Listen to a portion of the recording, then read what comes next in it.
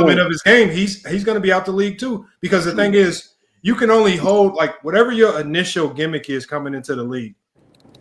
especially, when you're one of the lower level players, you got to start adding to that. And if Davion Mitchell, as a small guard, doesn't significantly add to that, you spelled he's my going to be in the name same wrong. boat as Bronny.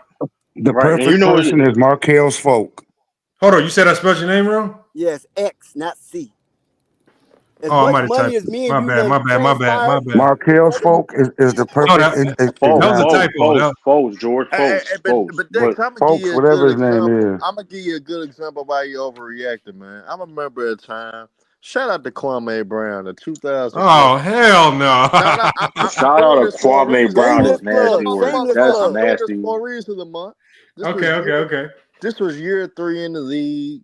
They were playing against the Kings team that was still solid. This nigga Kwame had a career day, 30 points and 19 rebounds.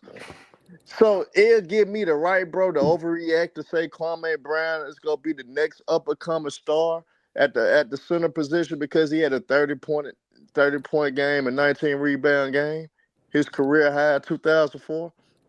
I think you overreacting, Dex. Do not try to put all those expectations on Bronny James. Let it flow. Let's hope that he Let, stay in that gym. Let's hope he becomes a gym rat and tighten up on his oh, skills. he's a gym Right. rat. That Oh, he's that's the definitely a part of gym the He rat. is a gym problem. rat. Man, I'll give him that. Yeah, he is a there's gym a rat. lot. Hey, Lamont, there's a lot of gym rats. You ain't never made them be. Listen, these Ooh, people. you got There's some two Listen, hard too on though. hey, Bronny. listen, hey, Two listen. too It's though. people. It people be working there. Listen, Hey, it ain't. I'm not gonna say his name, but so at GCU where we coach, we got 5 teams actually. So we got our top team, which is the team that I coach, and we got a whole bunch of teams underneath it. But on one of our lower teams, we got this one guy. He is literally in our practice facility. On average, I'm giving him 6-7 hours a day. And he Your roster. he'd be like, what am I doing wrong? I'm like, man, you just being here doing a bunch of nothing, man. You a gym rat, but you ain't doing no real Lamont, work. hold on 1 second, gentlemen. Lamont, you a coach, right? You a coach. I don't know who else is a coach. I have I ain't been a coach. lying, man. I have been a coach. But listen, it's not about practice make things right. It's about practicing right to make things right. Because you can practice wrong all day long, and when you get out there, you're gonna be wrong. So I saw Dame works out over here at GCU over the summers. So his trainer, they come in and work out max 45 minutes. They get the hell out the gym. I said, dang, I was like, that's it. He said, as long as you putting in quality work, 45 minutes is more than enough to get NBA speed. Look at Dame. Look at Trey. He works with Dame. He works with Trey Young. He works with Jason Tatum. If you look at the players he worked with, they look fine. But he said there ain't no sitting here reason to be in the gym for no 2 hours. He said we get 30, 45 minutes and we go home. Ain't no need to be. Well, you can't tell that to Mamba. You can't tell that to Mamba. Everybody different though. Everybody different. But there's also some people that just need to be in the gym. You kind of crazy. Like I feel like Kobe was kind of crazy. Yeah, you're right. You're right. He a little bit low key, kind of crazy. But to be that great, superstar level great, you got to be kind of crazy. Like you can't be a superstar in the NBA with it. Like KD got to be crazy as hell. Like he probably chill and cool with the people in his circle, but KD probably crazy. To be a top percent of a sport and hit, you know what I mean, of a history or a game, to reach that, because everybody, it's billions of people that touch the basketball. Stephen Curry. You know what I mean? Draymond Green is the perfect example. That's a good point. What about Draymond? You know what I mean? Crazy. I think he was at one point. Draymond is psychotic. He beyond crazy. I don't think he's crazy. I think he knows he has. You know what he's doing. Draymond know what he be doing though. That's the only edge he can get sometimes because you have to have that. You have to do a lot of the gimmicky stuff when you know your talent ain't up there with Draymond's not a gimmick though.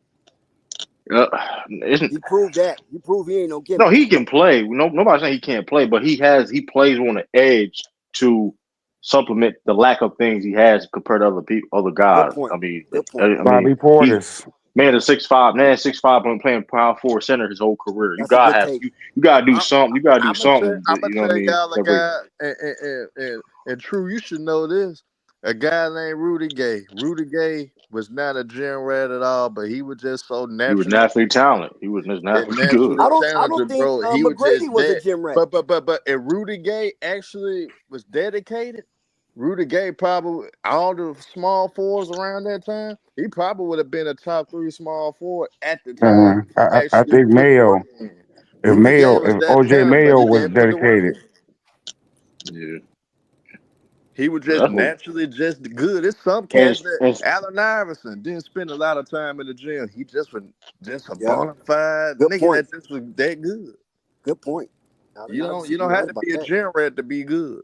You And don't that's have the to be thing too. And that's the thing too about Bronny. That's the problem situation where Bronny is right now because in this era, there's a lot of talent are getting scouted and trying to get to the NBA. So that's why we're saying the clock situation for Bronny.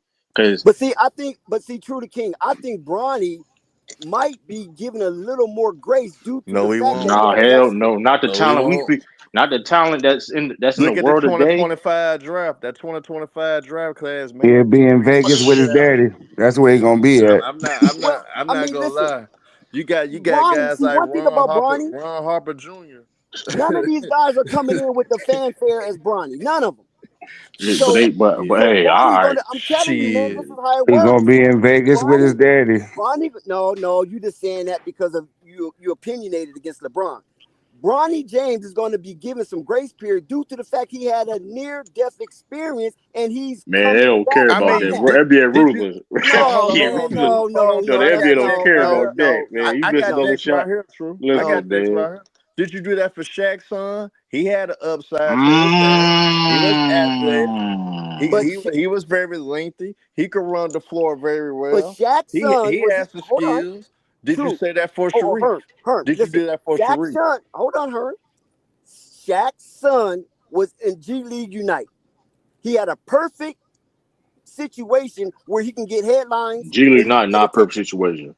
It was because he was No, it there with was not. Steven G League. Henderson It's and the them reason why I guys. don't have it no more. The reason why G League it's not even existing no No, but more because it was at that trash. time, no, at Yep. that time, No, G League at Night that was time. trash. Come on, bro. G League Night was trash. They literally would just listen. The No, I'm only thing talking G about League Night had attention, bro. I'm talking about attention. G-League nobody Unite had the Hey, attention. true. nobody What the really would watch NBA? on G League Night games like that, man. Here's the Matt point though. Bucilis, Here's the point though, a Dexter. lot of those guys came Hey, out of true. that fray. What the NBA end up doing with Sharif? What went on That's with what I'm Shaq's saying. son? What I they don't end up know doing with because he was there and he quit. You remember him and Shaq No, he got into wasn't it about good. He that? wasn't good enough, he bro. wasn't That's good what happened. enough, bro. He Okay, just then. No, hold on. No, Dex. Here's the thing with Sharif, Shaq's son.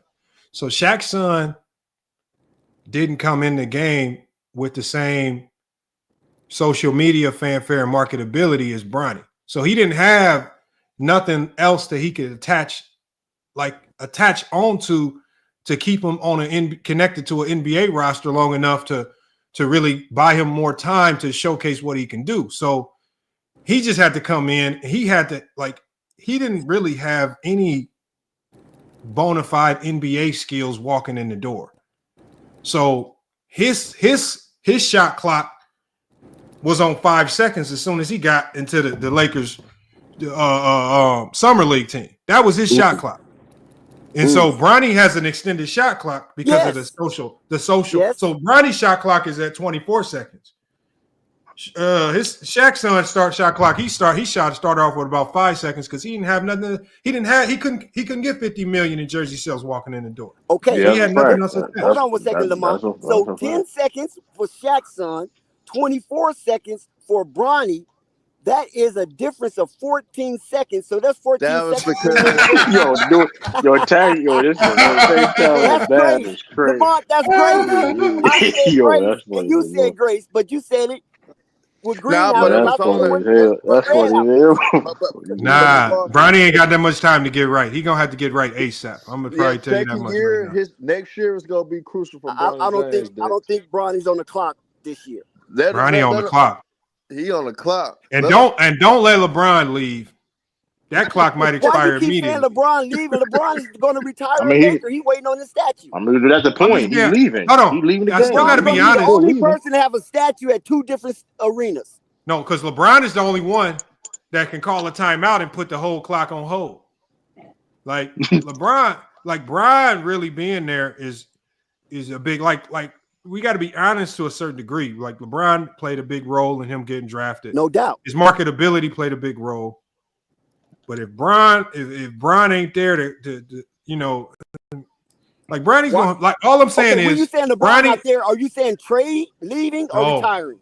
No. What I'm saying is if Bronny don't start showcasing NBA level qualities very soon, his time could be up in 2 years or less. He's not going to last the duration of that whole contract. Listen, He's man, gonna Lamont, he's I gonna don't know like where you coming from. none of these second round guys. Brian gonna be a Laker for 4 years. None of these After second that, round guys last the full 4 question years. mark. None of these second round guys last the full 4 years. None of these second round guys are LeBron James Jr. either. Yeah, but you can only play that card for so long. They can only take you so far, bro. 4 years. Yeah. That's what I'm saying. 4 years. No, he'll get paid After for 4 years, but he after won't be in 4 the NBA years, for 4 years. yes, he Right. will. Here's the thing, but here's the problem with Yes, also, he will. but also you forget this He's though. only 20 years old. Bronny, Come on now. but here's the thing about the development. Bronny, bro, listen, the thing is, Bronny's not even good enough to play real NBA minutes, and that's the problem. See, that's a fact. He's not Do good you enough to agree with play that, real. Lamont? He's not good enough right now to No, play he's not real. good enough. He's not good enough to be in the rotation right now. No. That's the thing too. So if he can't even get to a point where he's not even being So how can't is be he in a NBA ready if he's not good enough to play in no, rotation? listen. First of all, he's in the NBA, so like, listen, he's in the NBA, regardless of how he got there or whatever. Case NBA may be. ready don't mean you're ready to step on the court and be in the rotation. Yeah, he did something that a lot of I people disagree with that. wish. No, he did a lot of things that people dream to do to make the NBA. So like, listen, he's in the NBA, whatever case may be, right? The point is though, the real question is, can he make a rotation and things of that nature? That's what we mean by NBA ready. And the fact that he's not even at that point yet that's why So we're you're saying saying the that clock no is team, ticking. listen to the King, listen to what you're saying. Out of the 30 NBA teams, he can't fit nowhere to get no minutes? But here's the problem with that, right? No, answer that, yes or no, black and white. No, he's not because you know So he why? can't even get minutes for the Washington Wizards. He can't. He really can't. I'm being honest. Charlotte Hornets. He really can't. He really Detroit can't. He can't. He can't. No. I'm He gonna can't, listen. bro. I'm gonna tell you, and listen. I'm gonna tell you, and I'm gonna tell you why. Listen. Bronny. What is Bronny known for? What is Bronny? Is he's okay. His skill set is known as being a high IQ defender, right? Guy that can team first player that can play defense. What is the Lakers' biggest issue this season? We ain't talking Lakers now. No, This is the point. No, this is the point. We talked about earlier about how bad Gabe Vincent is on defense, how bad is the perimeter the Lakers are. They would love the Bronny if Bronny was able to do that. They would love to play him, but guess what? He's not ready. That's the point. So but it's contracts too, though, man. No, I don't want to hear. 45, Listen. He first of all, he making. Listen, if he was ready to play, listen. Especially he's LeBron James. If he was ready to play, and he's LeBron James' son, he's getting rotational minutes, bro. He's just not ready, bro. True to King for the man. Listen, to get into the rotation. They will have to first of all, Gabe Vincent just came back, and Gabe Vincent just came back. Like Gabe Vincent didn't play the whole year. Bronny, I think so. It's like paid though, right? Didn't the Lakers extend him? Man, listen, you can play. Listen, how bad that Lakers? Like that. I'm sorry, bro. Man, listen, Cam Thomas on the that don't make any sense because Cam Thomas on a rookie deal and he playing minutes, so that don't make any sense. He on a rookie deal playing over. So I get what you're saying. Look, you're not wrong when you're talking about the business of the game and contract. Like you're not wrong at all. But like in certain rare situations like that, especially if the Lakers are a bad defensive team, especially when they perimeter, and Bronny is known for doing that, they will. That's why. That's one of the reasons why they. I mean, that's what they said they drafted him because of his defense and things of that nature. He's just not ready, bro. Listen, you'd be surprised, and I think Lakers waiting on an injury. Bro, you'd be surprised, bro. You'd be surprised how many. You'd be surprised how many people that's not like he can't make a rotation on any NBA team. It is what it is, bro. Like I'm just like he's just listen. He's just not ready, bro. I believe he can make a rotation, and not only on any on bottom feeders, but he can make a rotation on the Lakers. They just have to wait for injury, probable cause. They've been injured. That's the problem. They've been injured. That's the thing I'm saying. He's not ready. Hold on, Dex. He's not ready right now. I mean, there's no competent coach in NBA that's going to look at Bronny right now and say, yeah, we're going to stick him out there with confidence. He's not even better than two-way, bro. He's literally not better than two-way guys right now, bro. Like, there's literally two-way guys. He just has too many. Like, until to me, there's this big mental roadblock from his heart incident where his struggles. Like sometimes you can get him to play at 100% speed, Yep. and then other times he doesn't. Like for him at that size, he needs to be on go on 100 at all That's true. times. Alvarado, right? And He needs to be like Fear- Alvarado. yeah. He needs to be. You got to be a Fearless. lightning rod when you come in. You got to be able to impact. Like Alvarado, there's some games where he'll come in and hit 3 threes in a row. Other games where he'll get 2 steals in a row. Other games he'll get. He comes in and just kind of gives whatever burst they need. He gives, and he's a small guard. And you kind of have to play that role coming off the bench. I agree, 100%. I just don't see Bronny the way he's like. Bronny is still playing like a starter who feels like he has 40 minutes to get going. When he needs to understand coming off the bench, you got to be able to get going just like that instantaneously. Yeah, instantaneously, and then you got to know that you're going to go sit down, and you got to you don't have time to get warmed up like the starters do. Your role You is gotta different. be ready all the time. You gotta be ready at all times. Ready at all times. And I'm hoping he starts to turn that motor on. And he's going to have to figure out how to turn it on because he's just not going to be a starter in this league. I think he could be a reserve player that can give you a lot of energy, and different things off the bench. But the intensity has. Oh no, he's never. I don't think he. I don't think he'd be Draymond. Nah. But I just. Draymond, I don't know. But Draymond had. I don't know what he can. can. I don't know what he can be. Now Draymond Like- was really good, in his prime. You know what I'm saying? He was an X factor every game, especially in the extended season, the playoff. He was an X factor. I don't know if Bronny could reach that level of importance, but I think he could be. I just think he could be a fringe all-star, and then with the celebrity. We might as well say that then, because Draymond, listen, it. That's high. That's high. That's too much expectation. Him being an all-star. What I'm saying No, is you could this, be a bro. low-tier all-star. I'm gonna tell you in. his ceiling, bro. I'm gonna Hold tell you on. his What ceiling. I'm saying is, let me explain for a second. Gary Payton II is his ceiling. That ain't bad. That ain't bad. Hold on. Let me hear Let me hear Eddie out. Go ahead, Eddie. So basically, when I said a Draymond guy, come in, give you some defense, maybe give you a couple steals, couple blocks, maybe even a good little 3-pointer, maybe to get to the bucket once or twice, like type of glue guy. You know what I'm saying?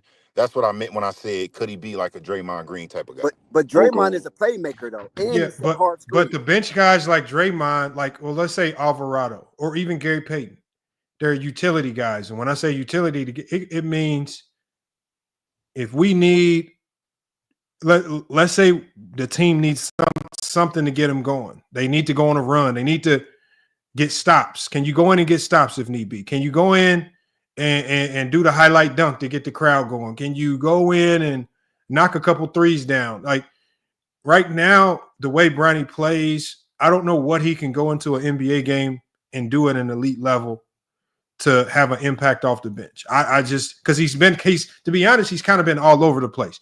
Some games he'll be great on the defensive front. Other games he'll be great passing the ball. Other games he'll have 5-6 turnovers. Other games he'll score the ball well. So right now, I'm still struggling to identify what his utilities are as a player. I mean, I know he's good at a lot of different things, but just like the transition from high school to D1, a college coach told me to play D1 basketball, you need to have one elite skill set. And I think to be in the NBA, you need to have like 3 elite skill sets where you can go in and you can be, especially coming off the bench, and be utility. But yeah, you need best nowadays, obviously. And for me, if he can't, and I don't think none of that matters if he doesn't start shooting the 3 ball well. Because if you can't shoot the 3 ball well, you're just a walking liability. Especially being 6'2". Hold on one second, True. Lamont, go back to what you said. The skill level, right? Elite skill level. What elite skill level do Larry Nance Jr. have? Which, as far as Larry Nance, I think Larry Nance is an elite. I think he's an elite rebounder. He's an elite athlete. He's an elite lob threat. Hey, that's there ain't a lot of people with lob threats. You can't keep. Hey, throw that motherfucker. Is Bronny a lob threat? In the NBA or in the G-League? Hell no. It doesn't matter wherever he's at. Okay, I don't think he's a lob threat at the NBA level. Okay. Anybody disagree? I don't think he's an elite pick and roll player. I think he can get better there. I think he can be an elite defender, but I don't think he's there yet. He's not an But he elite do 3-point stat. shooter. Listen, we have seen Bronny James Jr. stuff the stat sheet, basically getting at least a strike in every category, basically. That don't That's get you not into the NBA. I mean, a lot of Like, guys do Bro, that. it's a lot of dudes in G League A are lot of doing that, guys do man. that. What Like, you talking about? I'm like No, gonna I'm not trying to emphasize anything. I'm just trying to extend the conversation. no, I'm gonna tell you this. There's a dude named JD Davidson, right? Like he's like incredible in the G League. He play on the Celtics. He on a 2-way. He don't even get in the game like that, bro. Like his level of like what's other there's other people too. It was a white boy. I McClung. think he played. Yeah, he on the Grizzlies. He's on the Grizzlies G League team. And he had like 50-some points or something like that. There's people What like that. about Like Matt McClung, right? even Matt, he's not even better than Matt McClung. That's the crazy thing about it. Bro, not even better than Matt McClung. Hold on, let me give Matt y'all. Let me run McClung down. can't even get in the game. I'm gonna run down a list of names for y'all from players from the G League, right? And these are gonna be like high level scores. And because they don't have at least 3 elite skill sets outside of scoring, is probably why they're still in the G League. So the league leader in scoring in the G League right now is Bryce McGowan's. And I know Dex, I know you know him very well. For Charlotte Hornets. Yep. Right. He's averaging 29.3 points per game. But he struggled when he gets with the Hornets. He's had flashes here and there, but he struggled with, like, obviously in the G League, when he has the ball and he can score all the points, okay, it looks good. But when you don't have the ball, a teammate. This said straight up. He struggled being a teammate. But when you don't have the ball and you can't do all the scoring, what are you elite at? I don't think Bryce McGowan has really developed his game outside of scoring. So let's go. There's a couple names we don't know. True. You just talked about JD Davidson. He's averaging 27.8 points per game. This is another guy. I mean, it's just like you got to have utility. Derek White is utility because Derek White gives the Celtics a whole bunch of different things in one at an elite level: elite defense, elite passing, elite shot making. He can give you a whole bunch of elite things. And there's going to be some games where they don't need to score, but they need the defense. Some games where they need to play making, but not the 3-point shoot. You got to be really willing and ready to do these things on a moment's notice. So all these guys, Josh Christopher, he's another high profile guy that's in the G League. And there's a whole bunch of names we don't know. AJ Lawson, Isaiah Wong. I remember Isaiah Wong. Isaiah Wong, he's playing. He's in the league right now, getting minutes. Yeah, but he must be on a 2-way because he's the 9th leading scorer in the G League. Yeah, he's getting minutes. I think he's going back. I think he's going back and forth. He's going back and forth. No, right now, I know a lot of us remember Trey Burke. Oh yes, but he's over the hill though. He's over the hill. Yeah, but still though. I think some of us remember Trevelyan Queen. Yeah. Malachi Flynn. Malachi Flynn over the hill. Right. These are all really good players. And these are is Beasley in there? Michael Beasley? I don't think he's playing. He's naming all these dinosaurs. He's naming all these dinosaurs. Trey Burke not old. Trey Burke like 20. Trey Burke like I don't even think he's 30. Kind of old now. Hell no. Trey Burke might be 30. Let me double check. Let me look. Trey 30. Yeah, Trey Burke 32. Yeah. Yeah, you right. Bro, he was around when I was. He was around when I was playing. Yeah, Trey Burke old. You might have played against him, right? I know he got to be 30. Shit. Yeah, and he played like 3 years of college too. Yeah, I forgot. Yeah. But you got to think, coming out of Ohio State, I believe it was Ohio State. No, you in Michigan. No, you in Michigan. He can't have Michigan. Michigan. Yeah, he was looked at as like one of the best players in the country coming in the NBA. But at the end of the day, no matter where you get drafted, if you don't start showing, because if most guys that get drafted aren't going to be the star player, and if you are not the star player, you better have a multifaceted game in today's league. Right. And one of those things better be elite 3-point shoot, at least in today's game. Right. And so, like I said, with Bronny, the number one thing is if that 3 ball don't start falling, that's gonna be his ticket. That's gonna be his ticket to the NBL. Yeah, man. But listen, there's dudes like I said, it's like reality though, man. Like the Dan Smith Juniors. Like Dan Smith Juniors basically he does what Bronny does for times 10. He's not even on the NBA roster right now. I know, but you guys got to remember though that name. That name has weight. I mean, it's way more than a bar of Yeah, gold. but it's only You It got to only keep that hey, gets in you mind. so far, man. I'm I telling you know, right now, but Dex. but it gives him a longer leash. Yeah, Only it Judge does. is No, doing once he I'm has a saying, something. longer leash, but Next that's year gonna he run got out, the bro. leash.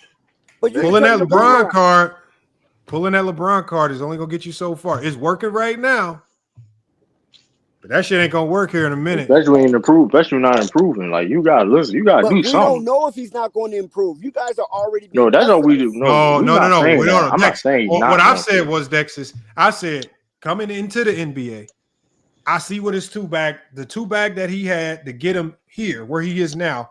I believe he's justified in where he got drafted. I believe he's justified in being a part of the NBA right now because of the two bag that he has. But once you get to the NBA, it's now on you to start utilizing that tool bag in a way to stay in the NBA. You don't stay in the NBA just because like there are a multitude of things that can get you to the NBA. But once you get to the NBA, it's on you to stay in the NBA. Agree. So Facts. But what that's I'm why I say saying Bronny's also, gonna have to he's gonna have but to I'm saying, activate pretty soon but here. what I'm saying from summer league to right now, I believe, according to my observation, Bronny James has improved. No. I agree there. I believe he's improved, but it again. Still a timetable where you need to Remember, where he needs to be at I, though. I just think Bronny's gonna have to. He doesn't have the leash of, for example, of like a first round draft pick who has Right, that's 3 guaranteed. Yeah. Yeah, like when you're a second round guy, like kind of like Gilbert Arenas. Like when Gilbert Arenas was in the second round, did you see how quick he had to grow up? As childish as they But said he was Gilbert coming out of Arenas was Arizona. misplaced. We already know he was misplaced It doesn't because matter, because he had a but buffoonery it, behavior in no. college. But what I'm saying is, but because of that He was behavior, definitely better than because he Luke came out Walton. of the second, but because he came out of the second round, he had to not only in limited minutes make the most of those limited minutes, but then he had to streamline and fast track every But he aspect was of his good though. He development. was good enough to do that.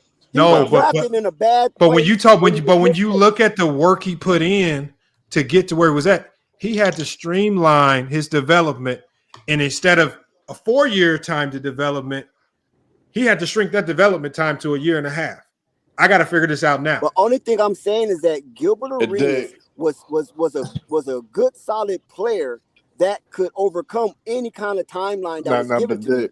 I want you to look at this too. Look what happened to Anthony Bennett, a number 1 That's a different overall story. pick, man. Yes, I'm just saying, Anthony Bennett he had didn't have. mental He problems. only lasted 4 years. Yeah, but it was a mental case with him.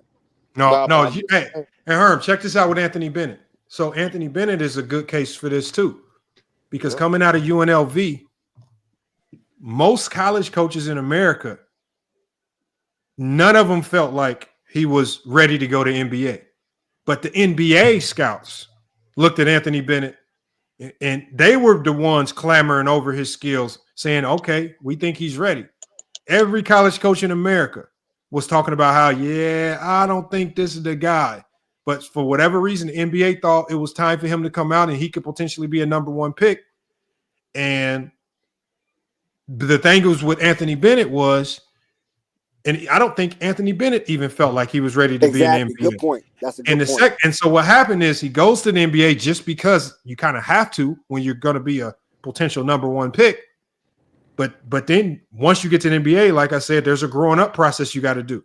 You got to grow up real fast. True. And as the NBA showed with Anthony Bennett, if you don't showcase and start like they will let you go and won't think twice about it, and you will be gone. And that number 1 pick, being the number 1 pick, that won't get you another job. It won't help you in no way, shape, or form with another team. So it doesn't matter who you are, man. You gotta clock when you go into the NBA. You got to figure it out. No, that's definitely true. But only thing I'm saying was a little different with Bronny James Jr. is that he had an interruption, and that health scare allowed the Los Angeles Lakers that's to why I look at gave him a you little Sharif. different. You remember Sharif had open heart surgery. Yeah, but you got to realize the health scares only take away from your timeline. because the NBA hates if you walking in the door with health issues. You now just that's an additional liability. It's another reason for them to part ways with you. No doubt. So You're 100% right. But so the with health LeBron stuff James, don't help. But with LeBron James being the chaperone of Bronny James Jr., they kind of, you know what I'm saying, give a little leniency there. And this is why he wasn't playing road games, because basically he was being babysitted. They didn't want him out of the state. I don't know if it was that. Yes, I think I'm telling you what it is. Without LeBron, when he's at home, when LeBron James is on the road, he's at home, right? He's at home with his other parent. When he goes on the road with LeBron, he's on the road with his other parent. Trust me, that was the case. He was being babysitted. Now I think he's coming out of that stage.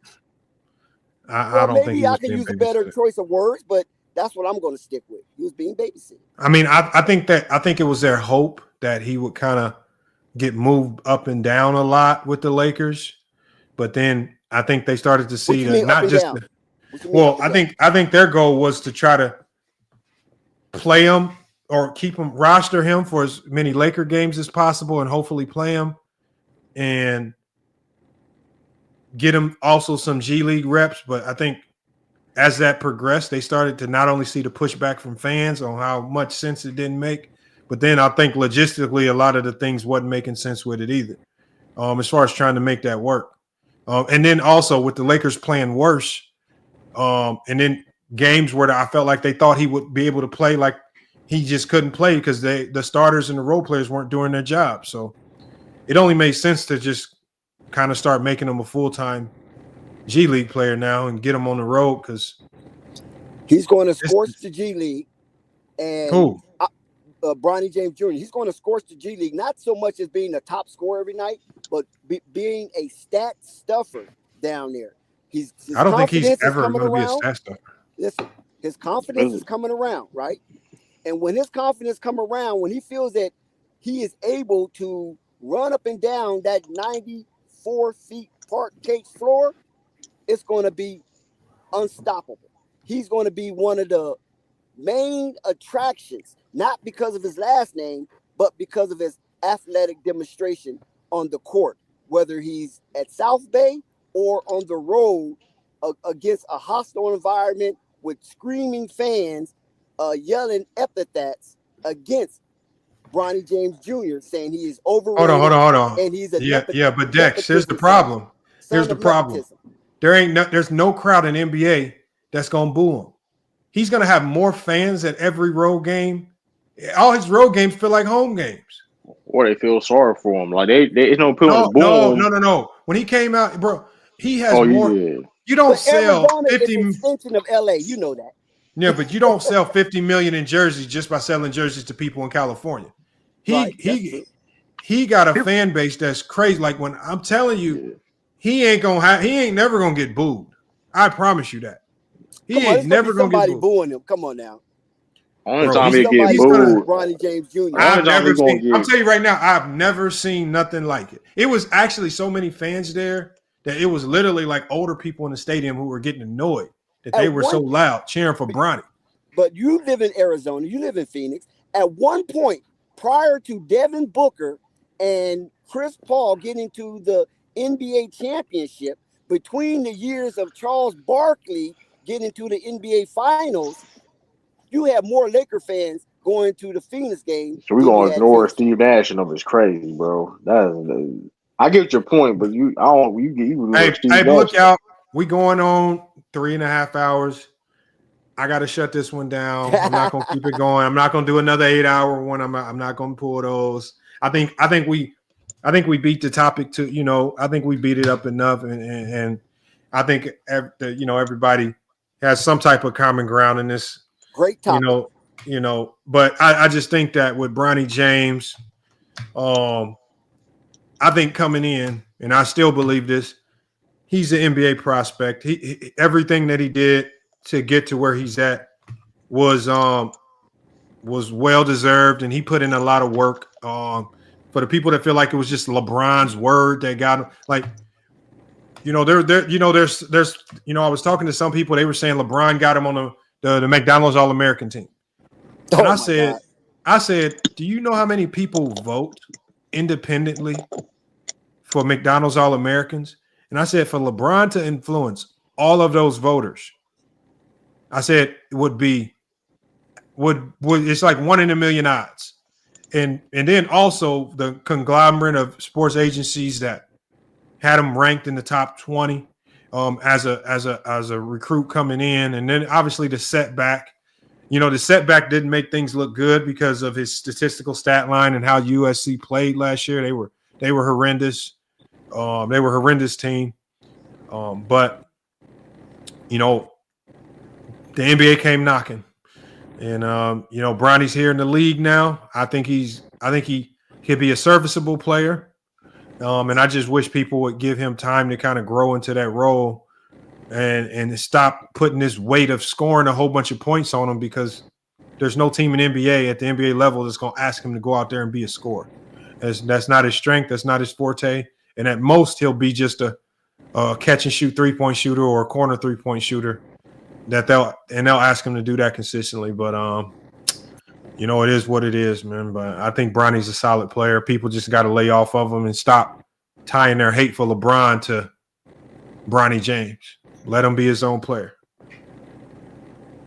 Yeah, good analysis, FYF, as usual. Everybody, thank you for your engagement. Thank you for your donation. It is very important that we help support our brother over here who is spending his time that he would never get back within his 24-hour clock, that you help him in financial means so the show can keep going and be at its max. FYF, salute to you, man. I always enjoy coming over here, rocking with you. You're a very, very high process mastermind, and I get a lot from you when you start to speak. But every now and then we will disagree, and you know where we really disagree at. But it's all good, you know what I'm saying? And listen, I can't wait till you come over to Flight Sports TV. We're going to get back to streaming live. LaMelo Ball is on his way back from what I hear, and it's going to be on and cracking. Next. We still got an APB out for coffee, man. Well, coffee be over there. You gotta catch him. You gotta catch him when no. Actually, coffee been over here. He been over here. Yeah, I sent him over here one time. I sent him over here. He pulled up to the live, man. He pulled up to the live a few times. He still owe a good $10,000. But yeah, I said coffee. FYF is live. He's waiting on you. Go over there. You hiding? And he came. So, hey, what can I say? Oh, man. Coffee, man, made the notorious $10,000 bet, man. That was crazy. Hey, man, at Flight Sports, we have a lot of exciting things, a lot of good history going on. And FYF has been a part of a tremendous run over there. Yeah, salute to Flight Sports TV. Make sure y'all check them out. A lot of y'all probably are familiar with them. But, yeah, the Charlotte Hornets are going through a rough patch right now, man. But y'all got some stars over there. I think y'all got a superstar in LaMelo, and I think Brandon Miller is going to be way, way better than I thought he was going to be. He's way more athletic. I don't like Miles Bridges. I think he's toxic. I think you got to get him out. Yeah, Miles Bridges are maxed out. Yeah, I think he's toxic. I don't think you can win with him. And I think that's one of the reasons why he stayed and re-signed and really didn't want to try to dip around in free agency, because he knows that Charlotte was the only team desperate enough to keep him around. Because if Detroit didn't want him, who else gonna want him, right? Yeah, so I don't think anybody else really would have touched him with any real money. I think he would have got signed, but not for any real money. So, it is what it is. Charlotte couldn't lose him for nothing. They had to re-sign him. So I wish him the best, but I think Charlotte, once they get the junk off their roster and start cleaning things up, I think they'll be good. And you the think Bulls on their way Grant back Williams as well. a good fit? Don't forget about the Bulls. You said who again? Grant Williams. No, I thought Grant Williams was a good fit because of the mentality that he brought to that team.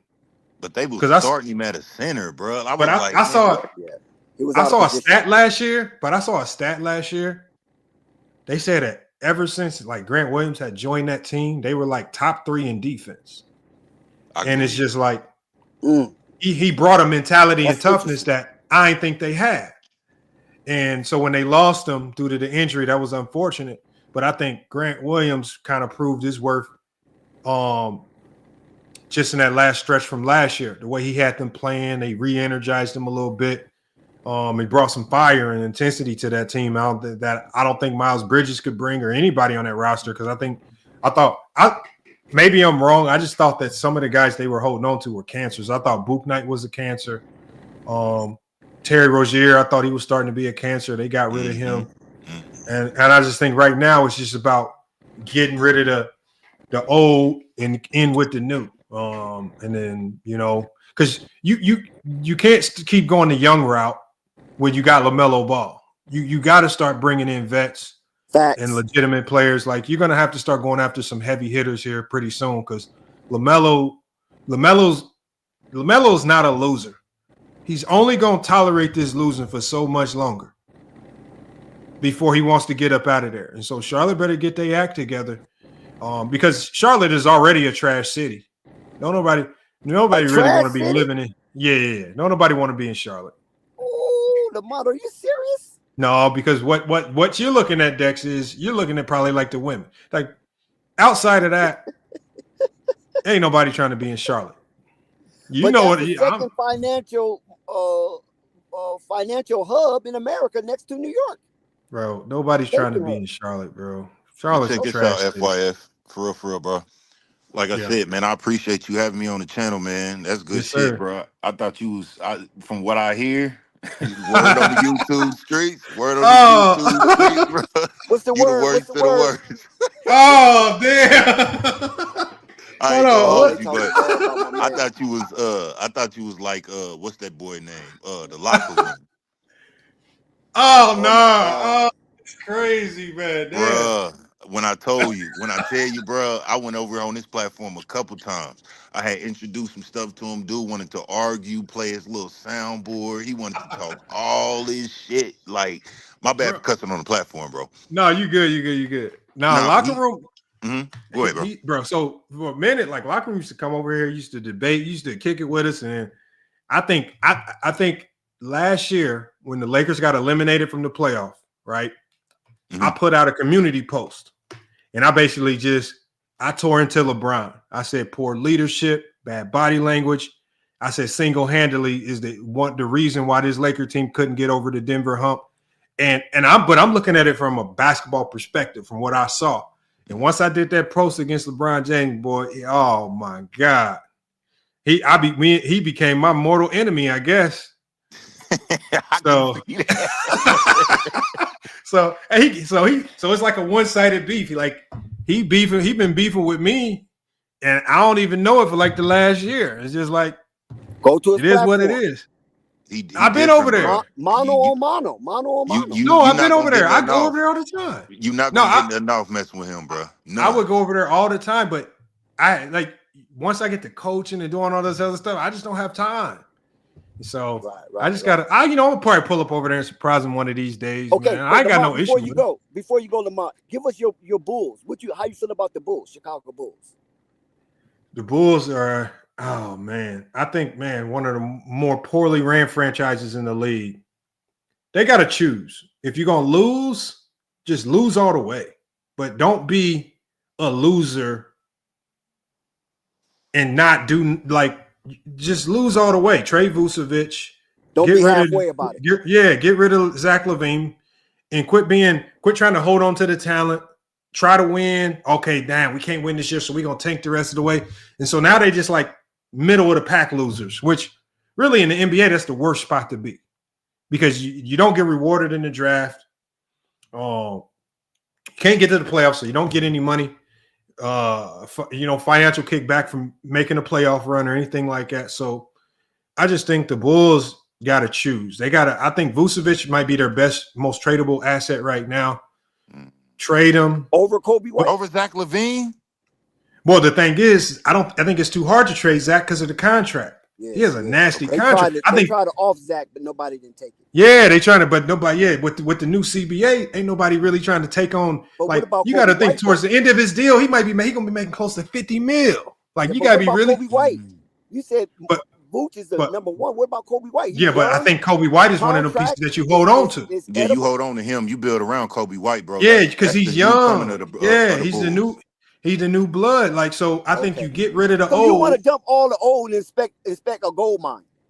No, I'm not saying expect a gold mine, but I'm saying dump it all, get what you can. But here's the problem. I think the older players that are there, they content with just being losers. I don't think. Yeah. I think Zach LaVine and Vucevic just because Vucevic came from Orlando. He ain't won in his whole career. He cool with just losing and just losing, and maybe that's why there's no takers. That's why you don't hear these guys like. If they really wanted out, like if Zach really wanted out, he could easily like come out and be like, I want to trade, I want out of here. But you heard what he yelled to the fan, and he was like, he told the fan, yeah, I like being here in Chicago. I don't want to get traded. That's what a hot mic called him telling the fan. So man, Zach wanted out because there was no Lonzo. DeMar Zach don't DeRozan want out. Zach want to be there. That's the thing. DeMar DeRozan was getting all the shine, but now Lonzo back and DeMar is gone. So Zach, it's a match made in heaven. Lonzo's a shell of himself. He ain't Lonzo. But nah, FYF, okay. man, I'm gonna get up out of here, man. I'm gonna subscribe to the channel, man. I mess with you, bro. Like I said, I got a whole different perspective of you now that I actually get to sit on the platform and holler at you, bro. Oh, yes, sir, man. I appreciate it. No problem, man. Be safe, bro. All right, you too.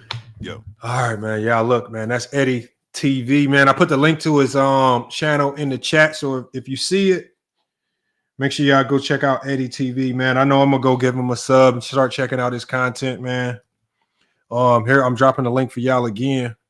So like I said, man, I don't have an issue. I'm gonna go over to your channel. I'm gonna hop in your chat. So man, make sure y'all go check out Eddie TV, man. I'm definitely gonna be over there. I'll chop it up with him, and then just like I'm over on Flight Sports TV. I haven't been over there in a minute, but I'm sure I'll be over there at some point in the year, man, when I get some free time. Same with the locker room. I got no gripes with the locker room. He doing his thing. He a content creator, man. I know he's in a one-sided beef with me right now. I don't know how that works, but salute to the locker room, man. Same with True the King, all the other content creators that pulled up today, man. But I'm gonna go ahead and drop y'all down. Dex, you got anything else on the way out? No, like I said, man, I just love to see the support that is pouring in, and I think you guys can do a little bit better. So let's give FYF a heavy hand of support, and with this financial revenue, he's going to upgrade and make this experience an experience. Man, I appreciate that, man. It's so hard because it's like a middle ground when you're kind of like, as far as asking for donations, because you don't want to ask too much, but you need them to keep the channel afloat. And so it's always. Let me hold on. Mm-hmm. Let me say something to you about this, about fundraising. Every business in the world, not America, not Canada, not Mexico, not North America. I said the world, even Africa, have fundraising. You got to have crowdsourcing. It's important if you want to grow. The biggest media conglomerates have fundraisers. Even the presidents of the United States during their campaign have fundraisers, and that's going to be the leader of the free world. So never be ashamed to ask people to support your value, FYF, and that's for anybody out there. You're 100% correct. The value of you is the value of you. You're 100% correct on that, man. And it's not easy pumping out this content. Like I said, I'm gonna start making sure, like I'm gonna do this with intent. I'm gonna start going live, and I just think that I'm not going to get so burnt out with these lives if I cap them at around 3 hours and I don't allow them to get to 5 and 6 and 7 hours. And I feel like I get burnt. Like that 7 hour, 8 hour live will burn me out for the whole week. And y'all won't see me for a whole week or 2 weeks. So I think I'm going to start capping them, try to stay locked in on one topic, not go all over the place. That makes for better sub content when we turn it into shorts, or when we clip little surge segments and we reproduce those segments in other ways. So I kind of like today's show. Everybody pulled up. Everybody stayed on topic, man. And crazy enough, I think some disagreements, but I don't think we were all in that much of a disagreement on this, man. I think a lot of people got a lot of respect for Bronny. A wonderful stream. There was minimum chaos. It was excellent. The vibe was high, and the frequency was matched by the various comments and commentators. So like I said before, Lamont, don't ever feel like a beggar, because what you're doing, you're putting in your time out of your 24 hours that we all have and giving us something that we enjoy. And that right there equals or equates to value. Hey, we gonna end it on that right there. Hey, y'all, that's Dex from Flight Sports TV, man. I'm gonna be dropping that link in the chat here in a second, man. Make sure y'all show Flight Sports TV some love as well. And again, salute to Dex. I appreciate you pulling up today. All right. But we're going to go ahead and drop him down. Look, y'all, it's FYF Sports, man. Another great podcast episode. Appreciate you guys pulling up, man. Like I say, we're going to try to lock in, man, keep these lives going. I know you guys been calling for it in the comments a lot, man. Y'all want me back live. And then, you know, even when I talked to Go James Kingdom, that's kind of what this channel was built on. And we can't stop the show. We can't stop that show now, man. We got to keep it going, you know. It's just about, like, again, fresh content, fresh topics. We're going to be spanning out a little bit more. Other teams, other players. Again, I do agree with some people in the chat where we say we kind of fall into the LeBron, Jordan topics too much. I think there are other things, other teams and players we could really be addressing, other storylines in the NBA or sports that we can dive into. I think so. And, you know, and then controlling it. I think that's why I'm adding more mods, because I think with more mods, we keep a grip on the conversation and not allowing it to kind of span off into other things too much. So, again, salute to the mods. I'm having way more mods than I've ever had in the past. The wrenches, more so than anything, the wrenches are just kind of a way to show the appreciation. And I'll be activating the memberships probably here in January. I know a lot of people have been wanting me to set up my membership, so I'll probably get the memberships up and going again. And then we'll just kind of rock out from there. But look, y'all, it's FYF Sports, man. It's another great podcast episode. We'll probably be going back live. I know Thursday we'll be live again. We'll have some special guests from the Miami Heat Zone over here on FYF Sports. I know you guys have seen them with Go James Kingdom and some of those debates that they've had with Ticket TV and some other people I know. So we're going to have those guys over here. They were supposed to be here tonight, but due to scheduling and some other things, they couldn't make it. So hopefully we can get them on Thursday and we can have a good conversation, get some Miami Heat talk in, and a host of other topics that we got for you guys. But more than likely, we'll probably be going live again.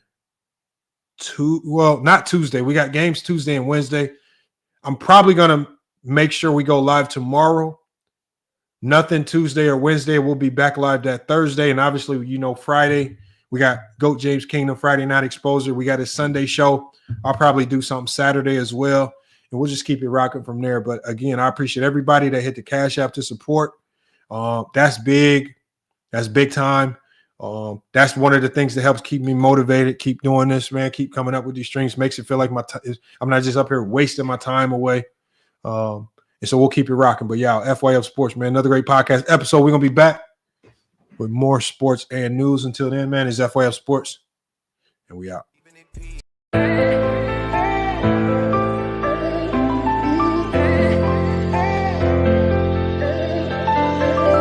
Yeah, we done came from the bottom, mad that we up, but I don't hear him talking. Started with knowledge inside of my noggin. We took a dream and then we started blogging. Put my city on the map now. I'ma say how it is and I don't back down. On the road to 100K, we finna act out. We gon' show them that we not just in the background.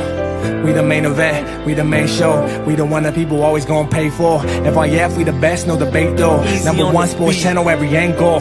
I'ma show them all how we ride. Best sports talk show, we not like them guys who playing it safe while they feather the lines. We pushing the narrative all the time. Like who to go in the game is not MJ. Kobe Bryant top 10, not what we say. I keep my life, you one is very overrated. Keep it real, if it ain't fact, we don't say it. Now it's stable, we won't be ignored. Missing the lake, I'm missing the draws again, a hell of pain. I got a lot to deal with and my mind is kinda slipping away. What's on the line? I made up my mind, some shit I'll just taste it at great. Whatever it is, whatever it was, it's never gonna be the same. By the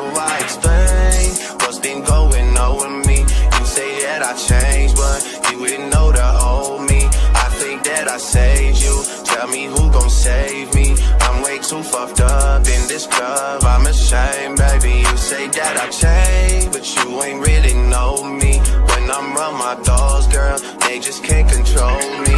Trying to spend my time right, using every second of it. Trying to spend my time right, using every second of it. Before it's too late, girl, before it's too late. Can I speak my mind right, girl, before it's too late? I've been moving backwards, rolling up the backwards. Out of being dashed.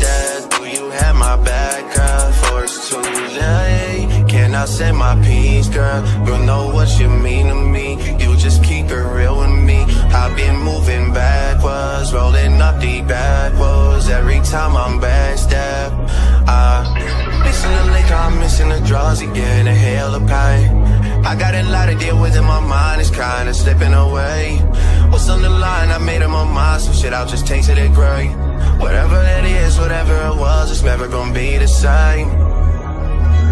Floating again and I'm running the map. They say the best defense is just to attack. Hopping through too much, it's hard to attach. All that's going on is being hard to relax. Gotta get up, gotta get it again. They ain't get the message, we spinning again. I feel my back, I'm just leaving it in. Get what they want, then they leaving again. I cannot act like this ain't nothing new. Been getting smarter with all I've been through. Nowadays, I'm more rewarding than truth. Tired of keeping energy just to lose. Let it all out when I step in the booth. We're dead for some months, now it's time to recruit. Met the investments, it's time to recoup. It's time to recoup, but how do I explain what's been going on with me? You say that I changed, but you didn't know the old me. I think that I saved you. Tell me who gon' save me. I'm way too fucked up in this club. I'm ashamed, baby. You say that I changed, but you ain't really know me. When I'm around my dogs, girl, you just can't control me.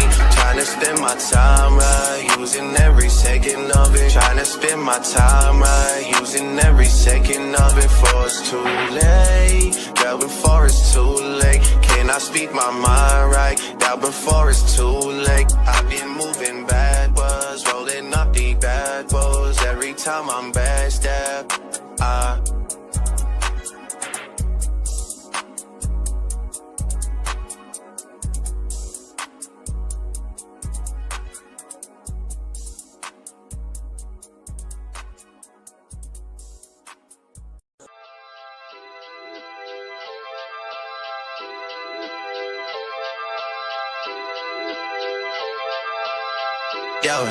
shawty, you know I gotta let it go sometimes. Gotta clear my head sometimes. I gotta get away some shawty. You know I just need a little peace of mind. Specifically, I'm talking about your mind. I gotta get that ass on. Calling you when I'm overseas, let me know what you need, what you wanna do when I'm home. Talking real dirty, real nasty on the phone. Girl, stop playing, I'm on the way. I am on the way. Girl, stop playing, I am on the way. What you need, what you wanna do, baby girl. I'm all ears for you, baby girl. Drop it down in the latest fashion, girl. All the shit I did, that's past tense, girl. Do whatever for you, what's your passion, girl? Got the lyrics to my songs, and your cash in, girl. Leave that boy alone, we everlasting, girl. Everything he did on a passion, girl. Spend up 20 grand, that's that shit, girl. I bought a whole mall if you ask me, girl. Bought a whole mall if you ask me, girl. Got the lyrics to my songs, we on cash in, girl. Leave that boy alone, we everlasting, girl. Everything he did, I don't pass him, girl. Spend up 20 grand, that's that shit, girl. I bought a whole mall if you ask me, girl. Yo, shawty, you know I gotta let it go sometimes. Gotta clear my head sometimes. I gotta get away some shawty. You know I just need a little peace of mind. Specifically, I'm talking about your mind. I gotta get that ass on.